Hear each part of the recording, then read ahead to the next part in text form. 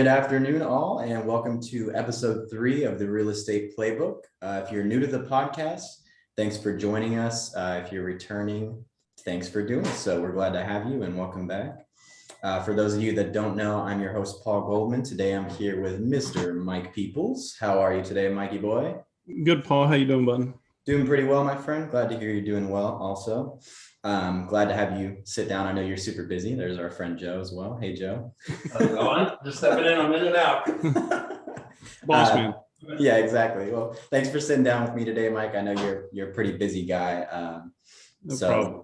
This will be fun. So I got a couple questions for you today. I'm going to start off a little bit with some info about you before we get into the other stuff. So Okay. not to toot your horn or anything, but for people that don't know, Mike is one of the top agents here at our brokerage, 54 Realty.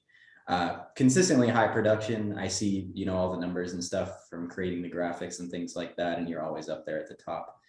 There's never a day where I come in here and I don't see you just busting your butt on the phone, on the computer, training new agents, taking meetings, things like that. Mm-hmm. And you're also one of the rare few who we get the pleasure of seeing you in the office quite often. So I try to come in that way. I make sure I'm working. Yeah, exactly. That's a good way to put it. So I wanted to say, nobody starts out that way, right? Obviously, the workload is probably comparable, but nobody is instantly successful or an overnight celebrity, if you will. So if you don't mind, if you could just give us kind of a rundown of your career, your background up until this point, and just a little glimpse into the world of Mike. Okay. Well, originally I started in 2004. So it's been a long road. I've always been a full-time agent. Coming to this brokerage, though, really showed me everything that I was doing wrong in the real estate industry. Coming here and the opportunities that are available in this company, we've talked about this before. I've been with a couple different companies over the years, and I feel like this company really invests in you as the agent, and they give you the tools. So coming here, really, I was a bottom of the barrel agent, came here, and I feel like I've kind of clawed my way out of the bottom of the barrel, Right. And became updates not installed. We'll save that one for the blooper reel too. Right? Yeah. So anyways, with the opportunities that 54 Realty provides for the everyday agent is endless. Before, I sat at the house and, oh yeah, I'm a realtor, and I was waiting for people to come to me, and I was doing nothing to draw their attention to come to me. But through here with the marketing campaigns that the company has, it's just, you can't help if you dive into it and you're hungry to be successful. Absolutely. So I definitely agree. I wanted to ask you something else too, if you're comfortable talking about it. So I know you're a little bit or kind of a celebrity, right? I don't know about that. Yeah. Well, for people that don't know, you were a professional baseball player back in the day, right? That was a whole nother lifetime ago. Yeah, Yes. Probably feels that way. Was it Blue Jays, right? Blue Jays, Marlins, Cardinals, Rockies, and I believe Detroit for 10 years. Well, that sounds like fun. And my family's baseball fans too. So I have an extra level of appreciation for that. That's right. Good experience, made a lot of friends. Yeah, absolutely. And I hear some of your stories from those days every once in a while. But I wanted to say, making the transition from that to real estate, was there something that made real estate kind of pop to you as a career option, or was it just kind of something you did? Well, for me, down here raising 3 kids, and it gave me the opportunity to still provide for them and also be available for them. When I first got out of real estate, I got into doing electrical work, and it was just, I was working 10-hour days and trying to get the kids to their activities. It was really tough. And I met a friend of mine whose aunt owned a brokerage, and she talked me into getting into real estate. And, and I listened to what she had to say, and it sounded good. And I dove into it back then.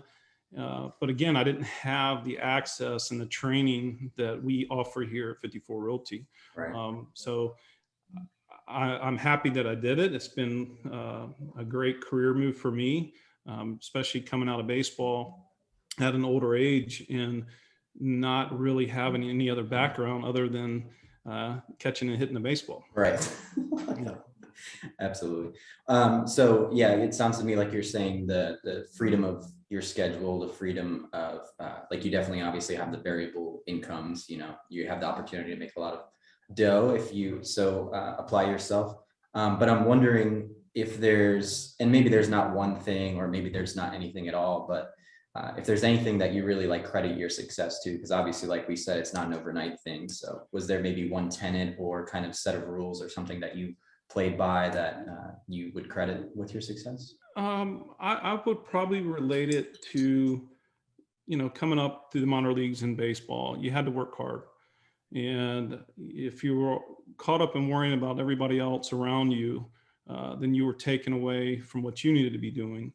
And I think the work ethic that I learned through professional baseball to survive that long and not be a big name player, but be able to survive that long and to make a living, I think I credit that background and brought it over to real estate.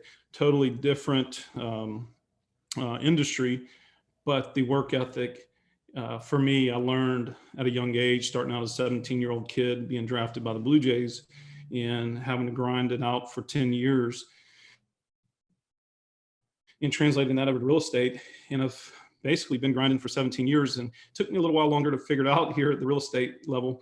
And I think that's why I like to share with so many new agents what 54 Realty has done for me. That way they can figure it out a lot sooner than I did. Right. It has helped having those years of experience to build a platform, and then bringing that platform of the work ethic and the past clients, and then coming here to 54 Realty and the opportunities they provide for us as agents has really helped me. Absolutely.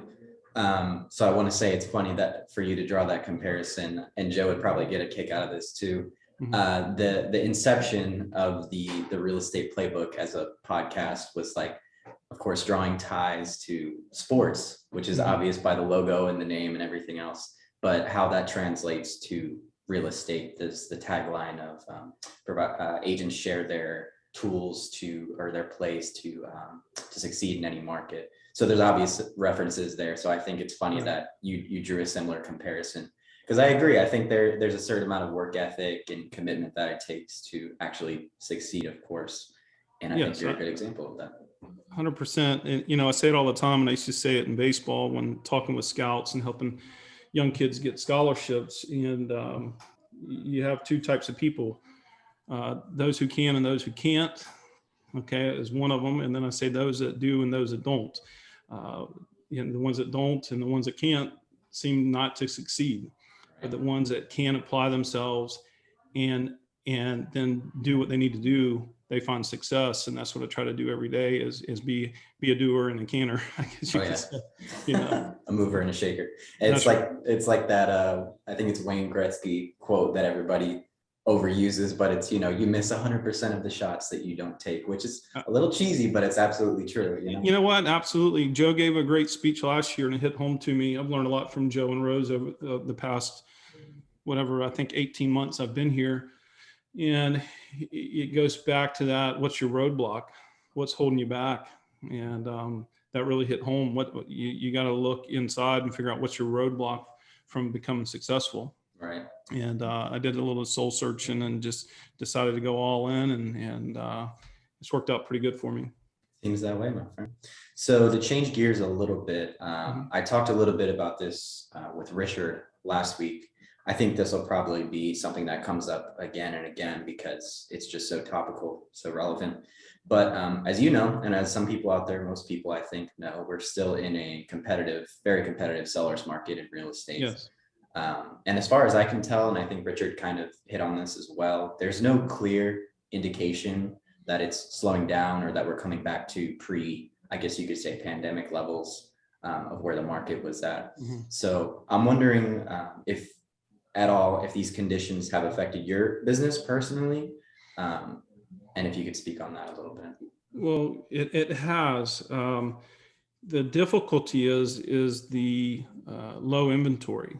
So two things: one, working as a buyer's agent, instead of being in one neighborhood to find a home, you may have to expand out to 5-10 miles in different neighborhoods to find to find a house. You've had to adjust with your offers. You have to find ways to make your offer stand out, more appealing, to compete against all the offers that are coming through on the listings. You're right, it hasn't slowed down. You keep thinking, oh, it's going to slow down. It's going to slow down. I mean, I talked to people back in January of this year. "Oh, I'm going to wait till it slows down." Well, we're in September. So, that's one thing. And then on the listing side, I've really been aggressive, trying to win those listings. You better have your act in order when you're going in competing to get those listings, because if you get that listing, that's gold right now. So, you've had to be aggressive on both ends of it as an agent. And if you're just going status quo, you're going to get beat out. Absolutely. And of course that benefits you as an agent, obviously, and your continuing business. But I think that also benefits both buyers and sellers, because I think, and I might have said this before, but I think it's just, you are not in the state where you can go it alone right now. You probably, or I should say definitely, need an agent to help you out. Well, 100%. We meet people, they think that we live behind the bush by the front door just to live in a house. And, then when you meet them, they ask them, how long have you been looking? Oh, we've been looking for 3 months. Well, are you working with anybody individually, an agent that can really, really get you in that home and write the right contract? If you're just going to try to find a home and then make an offer randomly, the agent's going to be excited, but you get an agent that's been spending time and effort for you. They're going to help you. They're going to help you get that offer pushed through. I think that's where a lot of people miss out, because they're trying to do everything on their own, and homes are moving so fast. If you're not checking every day, you may miss out on the house that was meant for you. Absolutely. And on the selling side, the listing side as well, I think, at least from what I've heard, we did an ABC News segment recently with one of our other agents, Jordan, and he was talking about how working with an agent when you're looking to sell your home can also help you just kind of get the most for your money. Absolutely. Would you say that's true as well? Oh, absolutely. A lot of people I've heard say, "Oh, I'm just going to list it for sale by owner because the market's so hot." Well, you may be right, but you may be costing yourself thousands of dollars, but not being with an agent that can market your home nationally. We see it all the time. We're selling homes from people out of state that we're doing video tours with and whatnot. And if you're that for sale by owner and you don't have the access to do that for everybody or the time, you're costing yourself thousands of dollars. And the more people you can get to view your home, the more the competition is to purchase that home.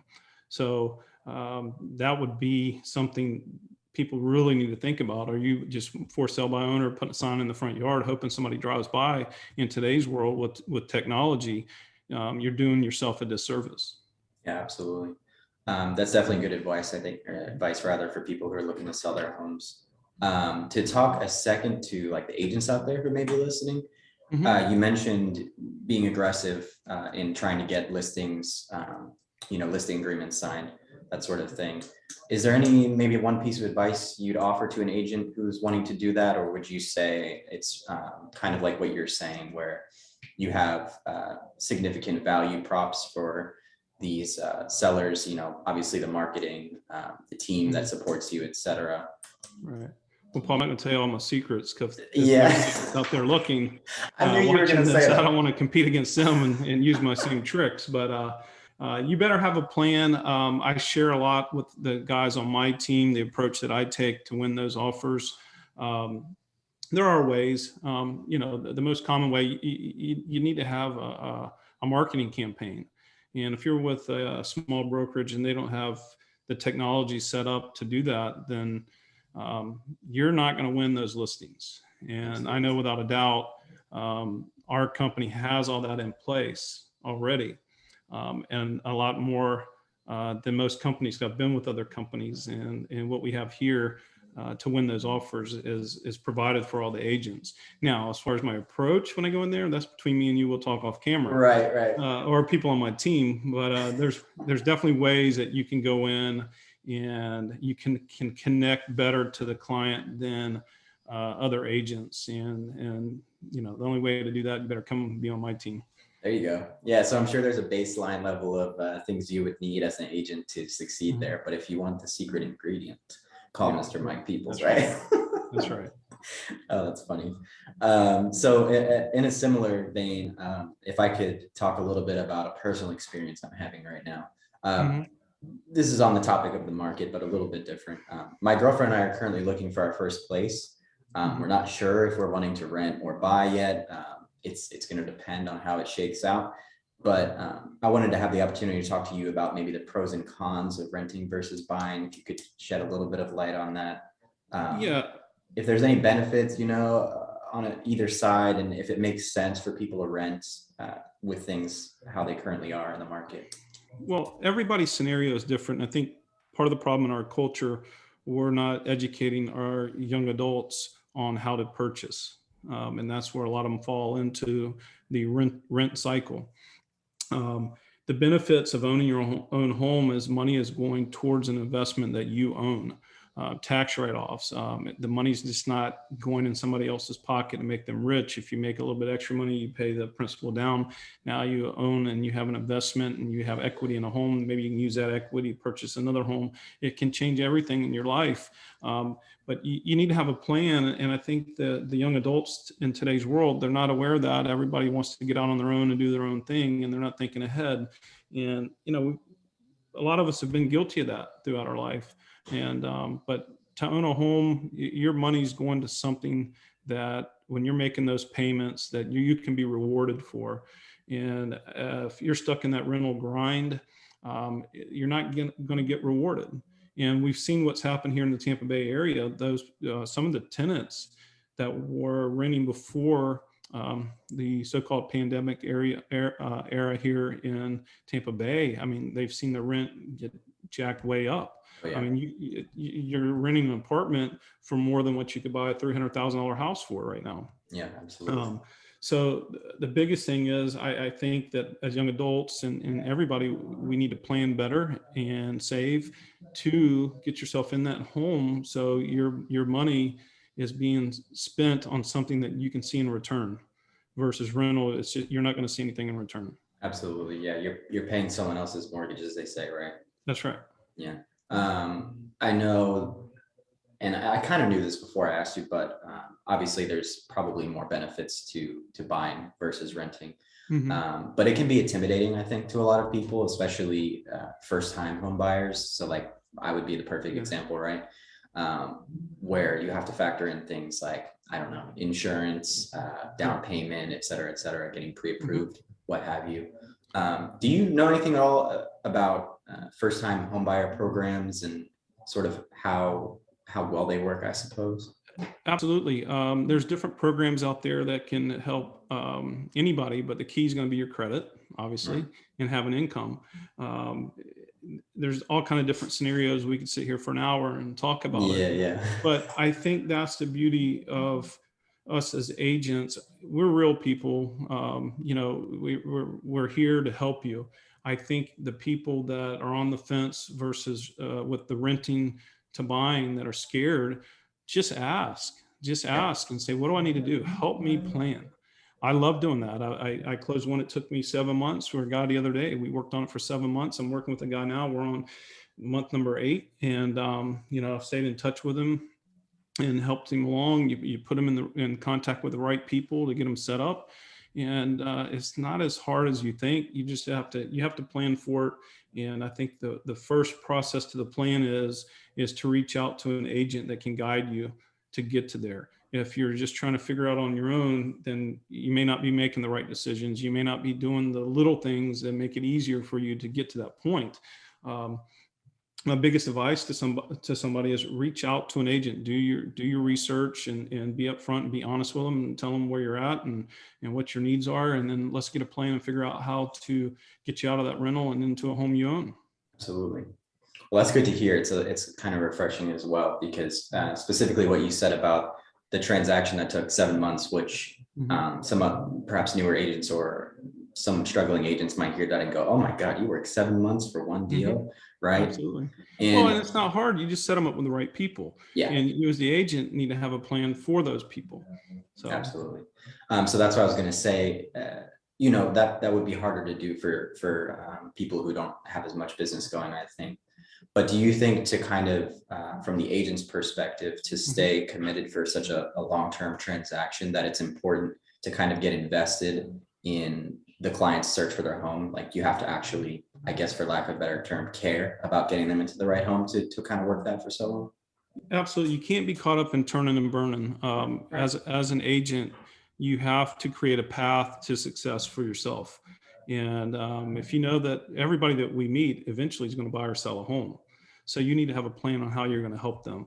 A lot of it is notes. You better have a lot of notes and remember who you talk to. Yeah. And the good thing about being here is with our follow-up system, it's awesome. And you can remind yourself and, hey, once a month, reach out and contact and take care of that. And that's one thing I know in years past, I struggled with because I did not have a system.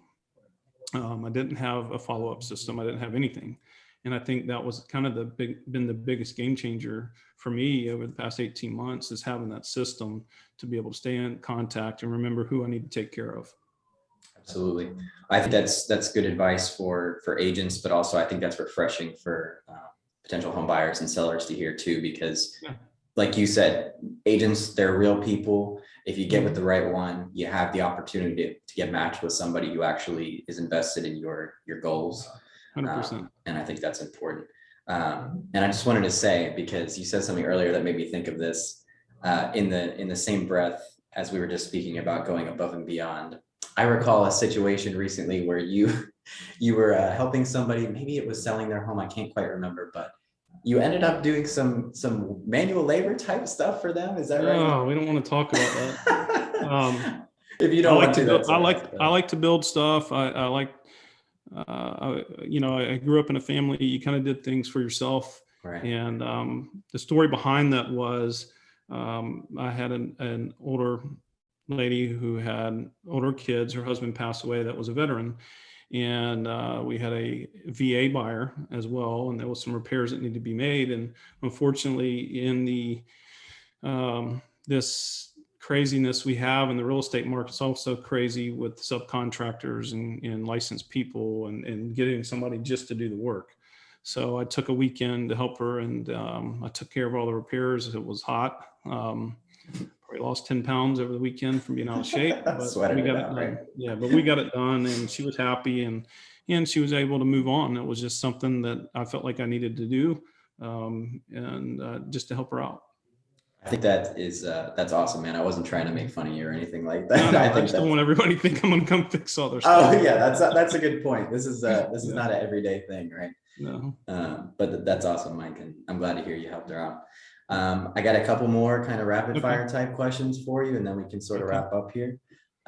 This one's kind of fun. If you were not in real estate, rewind a couple of years, what would you see yourself doing as a career if you could choose something different? Well, I think now that my kids are older, and now if something was to happen with my background, I'd probably get into coaching. I've used to teach lessons and helped coach at the high school and helped out at the local college as a hitting coach. But just for me financially, it wasn't able to do that full time. Right. But I think now that I probably would get into that and try to get into the professional level and maybe coach and whatnot. Again, that's what I've done most of my life. Yeah, I could definitely see you doing that. I mean, again, to bring it back to real estate, you are one of our team leaders here at the brokerage and constantly bringing on new agents and helping them succeed. And you said something recently about you've helped pretty much everyone that's new on your team penned stuff recently. And I think that's pretty incredible for people who are just starting out, and whether they're green or not, I think that's pretty awesome. So I could definitely see you doing something like that. Mike, I tell my new people that I get that my goal is in the first 2 weeks to pin the deal. There you go. And so far I've been able to do that. Sweet. That's impressive. Yeah. In the same vein as that question, if you could go back in time and talk to younger Mike when you were first starting out in real estate, so you're sticking with the real estate path, what would you say to yourself starting out?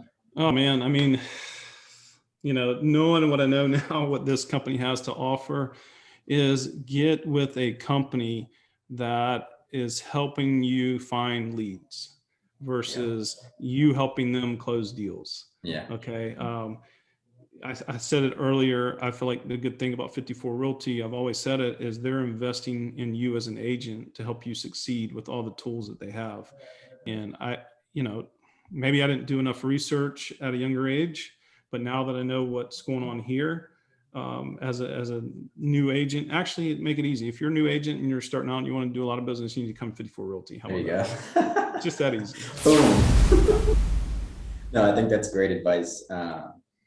Because like you were saying, I think you were kind of going it alone a little bit, and you're with teams that weren't really working out for you. So I think, honestly, I've heard the same thing from other folks. I think Rich said something similar, and in some of the testimonials, I've had agents say the same thing. It's just like, you don't know everything. If you could talk to yourself, you don't know everything. Try and find a group of people, or even if it's just one person, a mentor who can help you out. Absolutely. I mean, and that, again, other companies want you to come there and succeed because that means they succeed. Right. Here, we're going to help you succeed. There you go. We're going to give you the opportunity to succeed with all the avenues and approaches that they have. Absolutely. So the last question I had for you, which I think you also might have simultaneously answered there, but perhaps you have like a one-liner or something for me. If you could give any words of advice to brand new agents, so you're not talking to yourself, but somebody else, right? Who are new or they're maybe just struggling right now. If you had one thing to say to them, what would it be? Come to 54 Realty. It's real estate for dummies. I'm the biggest one here. There you go. Beautiful. Mike, that was awesome, man. Thank you so much for sitting down with me today. Okay, no problem. Thanks, Paul.